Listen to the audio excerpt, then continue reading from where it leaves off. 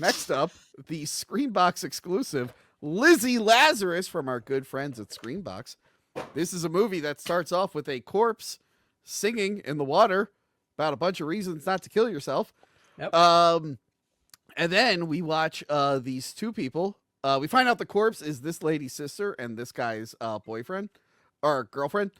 And they wander through the woods carrying her corpse to bring her to a place where they will resurrect her. It's like a Lazarus pit, or the biblical Lazarus who came back to life. And throughout the film, they walk and they talk, and then they walk and they talk and they walk and they talk, and then sometimes they talk while they walk, and sometimes they talk while they're crawling, and sometimes they talk while they're sitting. I was gonna say, I think I saw them sit. Yeah. And then there's a big reveal at the end. That his neighbor had a wheelbarrow. Yeah, he found that out at the very end. Joey C, who's apparently the manliest one here. What did you think of Lizzie Lazarus? Before I get into it, I will say the ending, I'm not going to spoil it. Maybe everybody thought that they had the ending figured out within the first 5 minutes. I didn't fucking realize it until it happened, and I feel kind of dumb for that. But Gil, a long time ago, taught me a little trick called watch a movie at 1.5 speed when I made him watch Phantom of the Megaplex. And I thought, you know what? Boy, I'm going to do that for this movie. And I did, and I made a good choice on that one because that took no time at all to watch this movie. I did enjoy it. The opening scene when the girl's singing, I audibly said, "What the hell is Tony making me watch?" And then they're walking for a goddamn hour and 20 minutes. And I was very confused. And their flashbacks sprinkled throughout really tied it up nice. You're given enough information to understand. And then when they get into the whole sensitive themes of why she died, that was a little sad. But it was a bit like, I thought the ending was a bit out of left field. I didn't know what to expect. I didn't know if this was going to be like an alien movie or like a zombie movie or what have you. And then the scene where they're having sex in the motor vehicle. What the Not hell these two, different people. Oh, yeah, Not these different characters. people. That was a bit odd. I was watching it sped up, so it really looked ridiculous for me. It looked like two jackrabbits going at it. I did enjoy this movie. Now, I did half watch it. I will admit to that. I was balls deep in a plate of hot dogs and sauerkraut, but more knuckles deep rather. So I was half paying attention, but it was a pretty good movie. So I would recommend it if that means anything to you folks. Gil, what did you think of Lizzie Lazarus? Were you knuckle deep in hot dogs while watching? I was nowhere near a hot dog while watching. That's sad. I can give you one. Yeah, I appreciate that. I think it's like a 4-hour drive between us. I'll be. I'm just gonna end that sentence there. So I thought this movie was good. I was worried at the start, honestly, because I know it's a smaller independent movie and it starts on a singing corpse, and so I was a little worried it was going to be a little too artsy, just doing weird stuff for the sake of it.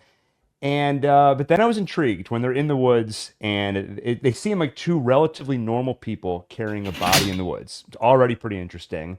And then you find out they're on their way to attempt a resurrection. So, Joey, is everything okay? No, I just heard a big crash and I got concerned. Me too. What was that? That was over here. What did you do? Oh. What dropped? My light. Okay. Fine. Okay, anyhow, Gil, around. continue. It's fine. Sorry, Gil. No worries. I thought that it was interesting. Two, relatively normal people carrying a body in the woods. They're going to resurrect her. That's interesting.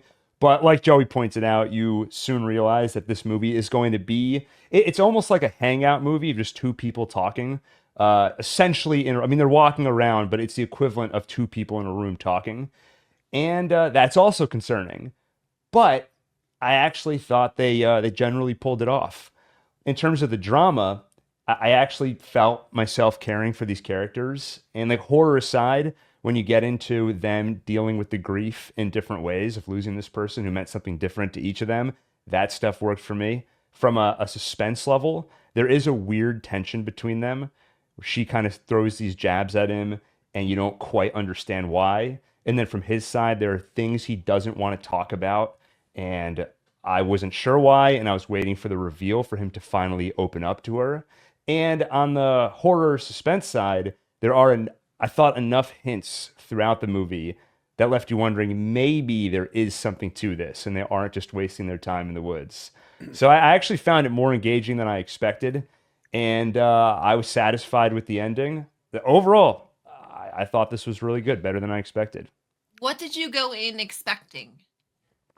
I thought it was, I mean, I guess I expected a lot of what I just described, but I didn't think it would be engaging. I thought it would be like, I think a lot of independent filmmakers, it's attractive to have a very small cast without a lot going on because it's a great way to not have a big budget. But I feel like to pull that off and make a conversation between two characters for an hour actually interesting is very challenging. So I assumed it was going to be that, but failing, and then just being boring, me not caring about either character, and there not being enough to just maintain the tension until you actually get to the end. Yeah. Crystal, what did you think of it? I was going in. I don't know why I already went in with a different expectation when I knew nothing about it. I think I just saw Screambox and I was like, "Ooh, fun horror film," because I know Terrifier's on it, and I was kind of hoping for something crazy and bloody, and that's what I was in the mood for. And this is as exact opposite as possible. As for a horror film, I mean, it's definitely under the horror bucket, but it's not crazy horror. It's not gory. It's not. There's not as much suspense. It is. It has a horror element, I guess you can say. Mhm. But to me, it wasn't like a horror movie that I would, watch over and over. Definitely not. I wish I was able to speed this up. I was easily distracted throughout this entire thing. The first, yes, with the singing, I was like, oh shit. Well, is this like a musical horror film? Because wasn't in the mood for it, but that'd be interesting because I love Evil Dead the musical. But it wasn't. And I think that whole singing part, that whole first opening credits of the girl singing just completely threw me off. So I had no idea what to expect. And next thing you know, they're dragging a body. I was like, okay, it's going to get interesting. And then it's nothing but talking. I kept texting Tony. I was like, they're still walking, talking, still walking. Wait, nope, still walking. 40 minutes in, hour 15. Yep, still walking. I didn't mind the different points of view of their relationship with the girl that died. That was interesting. I liked that chemistry, but the other conversations felt not necessary. It felt as if she was saying almost controversial things just to say controversial, I guess, kind of things. It seems like her point of view kind of was all over the place, I guess you can say too. She did try to act super smart. I love She when did. She got called out on that Stanford prison experiment and that other experiment, which people still love to quote, and they're like both bullshit. Yeah. So I'm glad that the movie like called it out. Yeah, some people still believe that stuff. Yeah, she was definitely called out, but she tried really hard to be that smart, artsy kind of person. I forget what she was. There's some things where I remember texting you and be like, she literally just said this. Like, what the fuck? Like, it just felt like topics were thrown in there to, keep the movie going. But the funny thing is, she admits that she does it on purpose. She's like, I just try to sound smart, so I throw that stuff out there. But it's like, just because the movie gives her a reason for doing it, it doesn't make it. It's not going to make you enjoy the fact that she's doing it all movie. Exactly. The whole movie. Okay, great. You say a couple things here and there, but the entire thing. Something's kind of going on. Like, I definitely picked up on it at the very beginning of what was going to happen. I mean, obviously, the freaking name of the movie right there tells you what's going to happen pretty much. I wanted more of the ending to be a bigger part of it. That would have been fantastic. More of that kind of element, without spoiling it. I wouldn't watch it again. I agree with what Gil said, the conversations, because that will either make or break this movie for you. For me, they were really good. I love the idea of like, you don't actually like really know someone, no matter how close you are to them.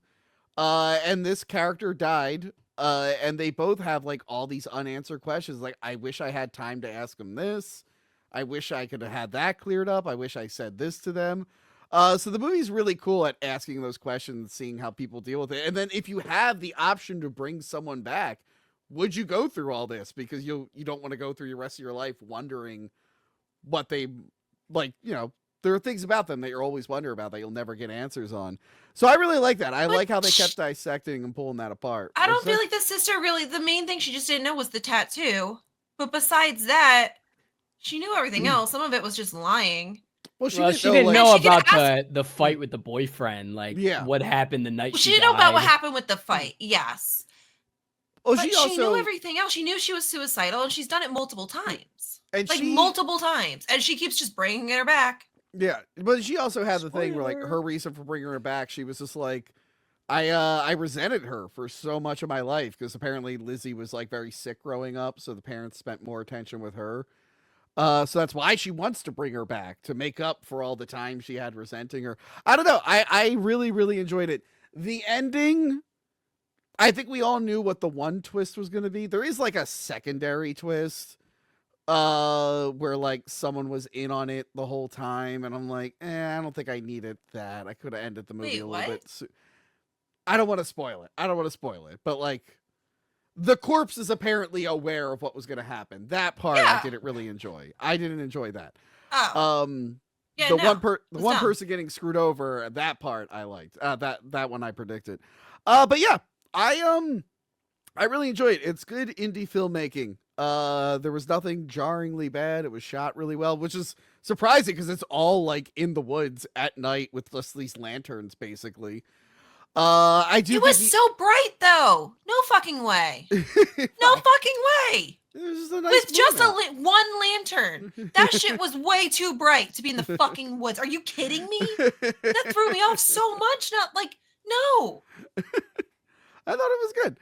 But yeah, I really enjoyed it. You probably had the brightness on your laptop turned up way too high. Oh, okay. TV. You guys are talking about watching things at 1/2 speed. I went to watch the screener of this. If you're wondering why I picked this, it's because Screambox sends me an email every month of what's new, and they'll say what exclusives they have, and I go, send me that one. So I literally knew nothing about this movie. You keep saying what you went in expected. I'm like, I expected nothing. I saw the title and I clicked on it. I literally knew nothing about the movie. But so I clicked on the screener, which is like on Vimeo, and then like 10 minutes into the movie, all of Vimeo went down. And I was like, oh, awesome. So I watched this movie. There was a big break between the first 10 minutes of the rest.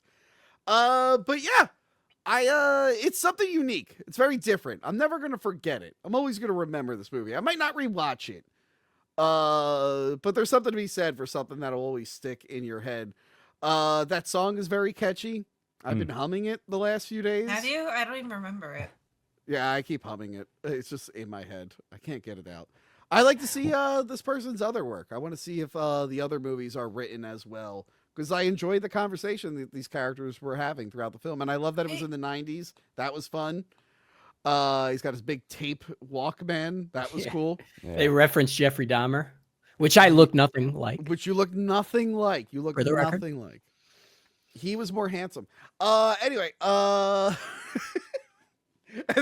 then you make that face after I make that joke.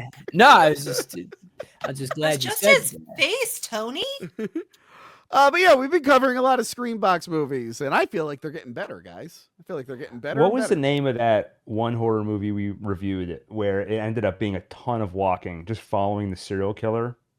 That was on Shudder. That was A Violent Nature. A Violent Nature. Oh yeah. We need more movies with a surprising amount of walking. Those always end up being interesting. What was the one movie the dude who directed Elephant made where it's mostly just people walking?